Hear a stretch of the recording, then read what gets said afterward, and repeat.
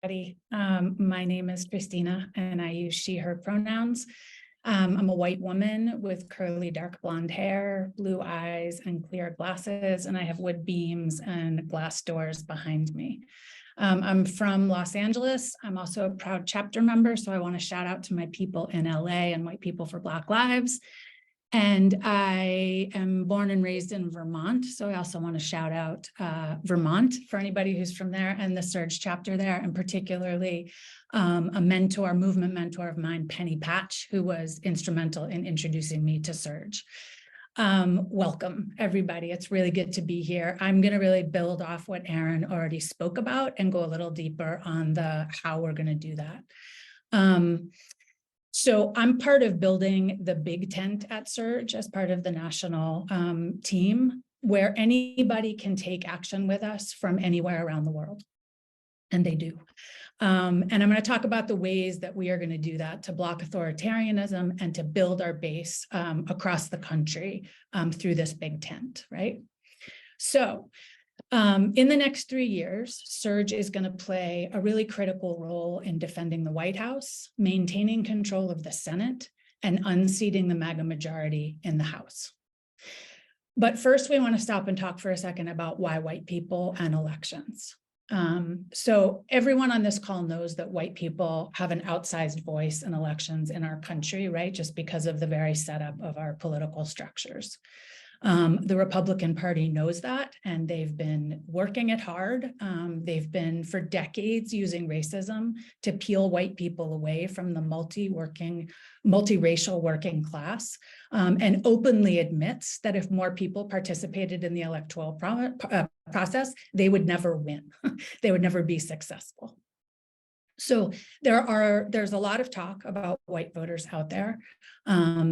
And we know at SURJ that demographics are not destiny, right? Time and time again, we have seen working class white voters move with us when they're engaged around shared interest, around what's at stake, in the values of a multiracial democracy. So where are we going to do that in 2024 and in the lead up to 2024? Well, the first answer is really simple, and we're going to do it everywhere.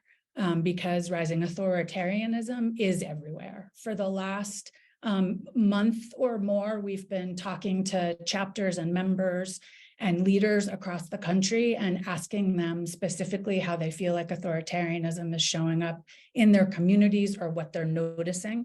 And the majority of people say, where is it not showing up? I see it everywhere. So along with that, and in collaboration with our partners, some of whom you heard on the video earlier, we've undergone a really rigorous analysis of where we think we can make the biggest impact, moving a slice of white voters to block MAGA and to build our base for the long haul. And I'm going to share with you our best thinking of where we're focusing leading up to the 24 elections. So first, Georgia. That may be obvious to many of you. After our work to defeat Trump in Georgia in 2020 and winning the Senate runoffs in 21 and 22, we've got deep roots in this key southern state. And why is Georgia important? Well, in response to powerful Black-led progressive organizing in the state over the last decade, right? Things take a long time. The right has escalated its racist strategies to suppress Black votes and to peel white people away and grow its base, right? So we've got them on the run and they're pushing back. And our partners in Georgia are continuing to their work to hold the ground that they've gained in the Black and people of color-led communities, and we're continuing to take responsibility for the white folks. Second, I'm curious if anybody is out there from Wisconsin. So Wisconsin is a majority white state, rural, and is going to play a central role in deciding the 24 presidential election. Because of its demographics, it's also a place where the right invests heavily in mobilizing racial resentment. So our goal is to personally reach out to almost 3/4 of the voters who will decide the outcome of the presidential election in Wisconsin. And third, North Carolina. I know some of you North Carolinians are on this call. This is another state like Georgia that is truly multiracial, and where we can't just count on Black organizers to mobilize voters. We've got to get into rural areas and hold meaningful conversations with white folks about the things that matter in their lives, the stakes of the moment, and their shared interest in it. And fourth, Ohio. Ohio has been a central state for us for a long time. It's more than 80% white. And it's a place where Republicans like J.D. Vance are stoking racial resentments.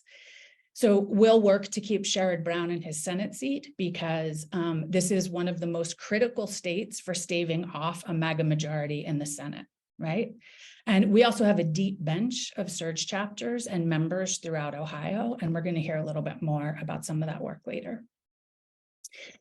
Additionally, in 2024, we're working with our partners across the country, and we're joining a big united front where we'll be part of election defense and election protection efforts led by communities of color like we did in 2020 and Aaron mentioned before.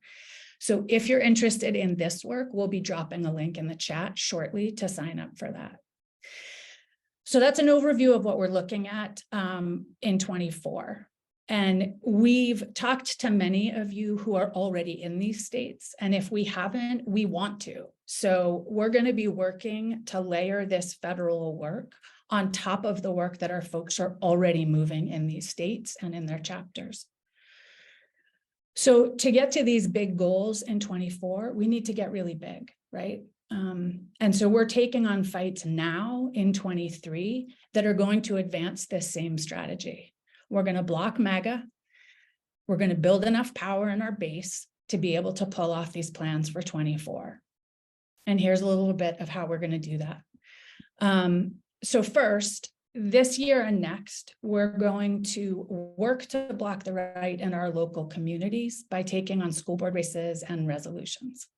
Right? Through the anti-CRT and the fight against the woke agenda, they're stoking racism in white communities to drum up their base. All the while, they're underfunding schools, aiming to break up the power of unionized labor, and in some places working to replace public education entirely with charters and privatization, which harms all of us, but we know that it harms people of color the most and first. So many of you are already doing this work. SURJ is building out a program that, in addition to that already ongoing work, can connect with that and also be an opportunity for people from across the country to get in where you fit in, right? So you can work on distributed school board work as well. You can be connected to training and support and other SURJ members who are taking on this same fight. And second, excuse me one second. In 2023, we are going to stand with the people of Kentucky. We're going to make sure that the state reelects Democratic Governor Andy Beshear. He's one of only 2 current Democratic governors in the South. He's the only thing keeping Kentucky from a far-right trifecta, and he's running against a Trump-endorsed opponent who is a protege of Mitch McConnell and who refused to charge the cops who murdered Breonna Taylor. As you probably know, SURJ has deep roots in Kentucky, right? Our founders are from there. Our SURJ chapter there has worked to end cash bail and elect progressive judges, including replacing the incumbent judge who signed the no-knock warrant that killed Breonna Taylor.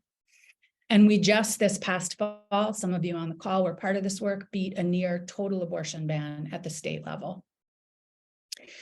So why is Kentucky important for the fight against authoritarianism across the whole country? Well, it's a majority white, poor state where unions were and have been busted up for decades. McConnell has strategically chosen Kentucky as a place to oppress and then amass power, right? To build his political engine across the whole country. And with this new candidate for governor, he is appointing his legacy. We've already won so much in Kentucky, right? The people literally delivered a referendum on abortion despite the far right's best efforts because we reached out and talked to people who have been fed false information on what the amendment would have meant if it passed. And we reached out to people who are so often left out of the efforts that a lot of white folks get involved with, right? So this is our work, to build the white flank of the multiracial democracy. The governor's race is one of the only big elections that's happening in 23. And we're throwing down there because this state is absolutely key to both blocking the authoritarian rise and to building our base of working class white folks in the South. The place, as Aaron said, the right relies on for support. We're calling a lot of those people who we talked to about abortion and inviting them into this work because they expressed interest in the organizing that we were doing. So, are you with us? How does this sound to you? We're going to drop a link in the chat right now where you can sign up to start contacting white voters in Kentucky in just a few short weeks. We'll be texting, we'll be phone calling, you'll have opportunities to go on the ground. I know that there are millions of us out there who want to take action, right? I wanted to take action when I found my way to SURJ and I was given that opportunity. Organizing is about getting people in formation to row in the same direction towards a collective goal. So we're going to do this block and build at scale. And we're going to ground it in the heart of our work, right? Which is the powerful political and personal transformation and belonging that happens for SURJ members, without whom none of what we do is possible.